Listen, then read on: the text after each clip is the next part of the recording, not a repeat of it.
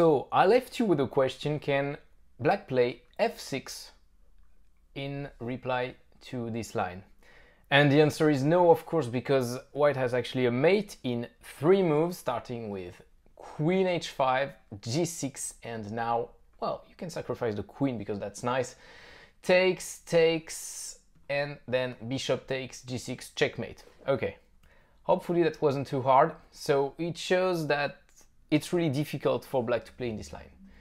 So we are back to the original question: what should black play in this position? So we've seen black should probably not play knight f6. e6, well, as we said before, it's French defense but worse. So yeah, that pawn is gonna go to c5 sooner or later, so it's better to do it in 1 move. So e6, certainly not. g6, I guess that it's okay, but honestly, look, with white you're playing e5 and you're gonna play bishop g7, and you see with black you want to play c5, but having the bishop on g7 makes it so much harder and to defend it. So really, well, g6 you can play it, but you have to be ready for a long and quite difficult game, honestly. So that leads us to the main move for black in that position, and actually quite the only one, which is d takes e4. And it's very counterintuitive to play that, because you're giving up the center with black, yet it just works. That's the only move that is correct for black in that position, and we will see the follow-up.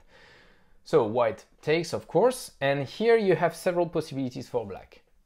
We are going to start with what is historically the main line in this position. It's bishop f5, which makes perfect sense. You're attacking that knight on e4. So knight to g3, which makes also perfect sense as well. You're removing this knight from the attack, and also you're attacking the bishop now. Bishop g6, so you're leaving that bishop on that very nice diagonal, which is cool. And now a very important move, h4. And you see the threat, huh? If black plays like knight f6, you play h5, and here you're just winning material. Okay, so black cannot do nothing against h4. Usually they play h6, which is the best move. By the way, I'm showing you this full line because there are not many forks in the road. It's really one long line where it more or less always goes like this. So h6, knight f3, and here there is another threat. The threat is knight e5, attacking that bishop.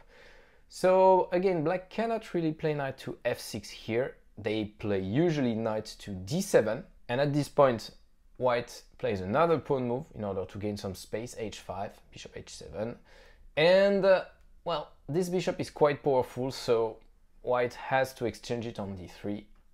Takes, and after a move like e6, we are really in this position where white is probably going to castle queenside, black is probably going to castle kingside. We will have an opposite castle game where black will rush to attack on the queen side and white will rush to attack on the king side. And you see that justifies playing h4, h5 for white. If you attack the king side later on, those moves have not been a waste of time. So that's it. That's really the standard base variation of the Caro-Kann. You can't really go wrong with that.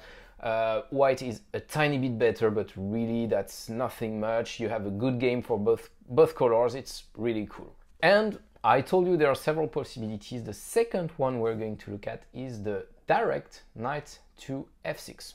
Also attacking the knight on e4, but now there is a question. What happens if white takes here? Because either way, well, you have 2 ways to recapture. You will have double pawns, right? So let's start with the first one, e takes f6. Let's look at it from a helicopter view. White has 1 pawn in the center and black has none. So apart from that, everything is equal, the material is equal. So white should be a tiny bit better. So we're going to see 2 ways white is trying to take advantage, a quiet positional one and a sharp trendy one, okay?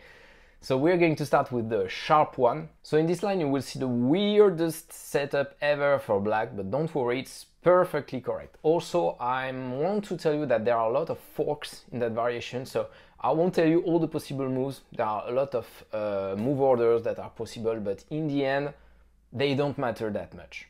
Okay, so this line starts with c3, then you've got bishop d6, bishop d3, excellent square for that bishop, castle, queen c2, and you see the point, you're attacking this pawn on h7. So now look at what black is going to do to cope with that threat.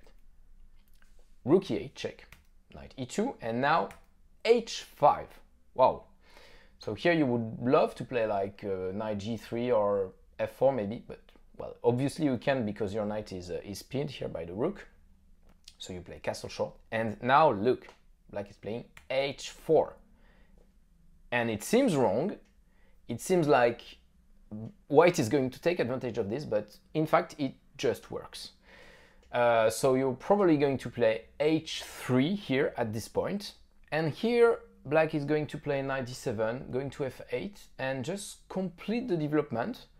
And black has a good position, even if it looks really, really weird.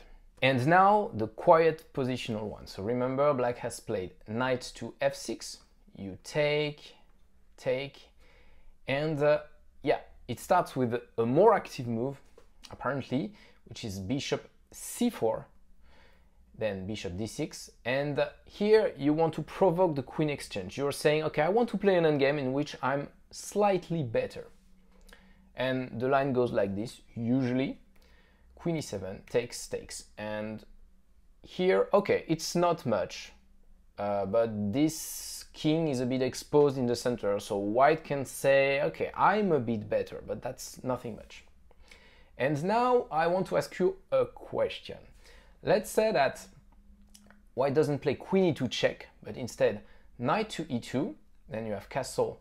Can black play the same idea we have seen before, h5 followed by h4, etc. Go to the quiz, think about it, and answer here.